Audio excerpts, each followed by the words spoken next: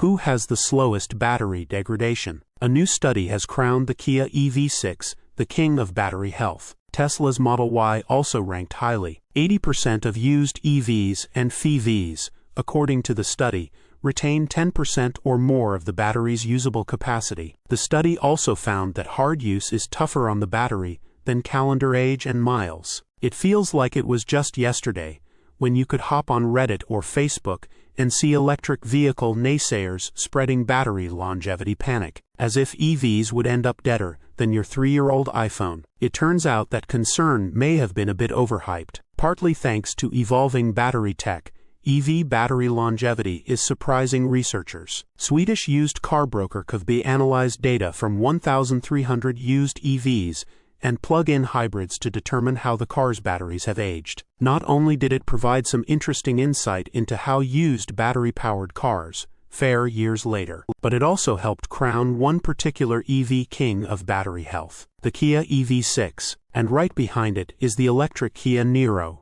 too. KVDB's study looks at the state of health which is a way to measure how much usable capacity an EV's battery has lost over time. The results are almost anticlimactic, but that's a good thing because it means that EV batteries are performing significantly better in the real world than most engineers could have hoped. Across the entire 1,366 vehicle sample, 723 EVs and 643 FEVs, 8 out of 10 cars studied retained 90% or more of the original battery capacity. In the Kia EV6 case, it showed the least degradation of all models tested. So after years of road use and gobs of miles on the odometer, the model consistently held a better charge than other EVs studied. We were a bit surprised that there were so many that were this good, said Martin Reinholdsen, the test manager at KVB, according to the Sweden Herald. He continued to say that even though Kia topped the study,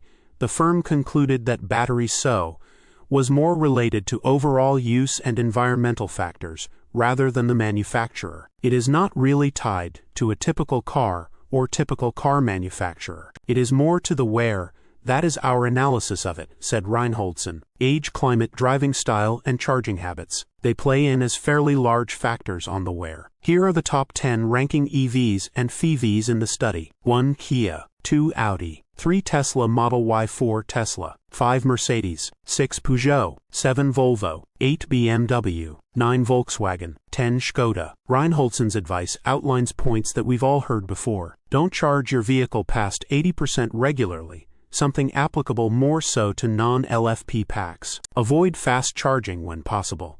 Steer clear of operating in extreme weather, and avoid leaving your car fully charged for long periods of time. Interestingly, KVDB's finding of an average 10% loss is identical to another study by British EV dealer RSEV. We covered RSEV's findings back in January, but here's the most relevant snippet. On average, cars retained 90% of their battery capacity for 90,000 miles. That's already impressive. But consider too that battery degradation is the strongest within the first couple of years. That means that a car with 130,000 miles on it retained 85% of its initial battery capacity. That means we've seen plenty of examples of cars getting past 200,000 and even 300,000 miles with 80% capacity or more. As EVs age, it's becoming clear that the old fear of batteries being tossed aside due to usable capacity is a thing of the past. And when they finally do go kaput,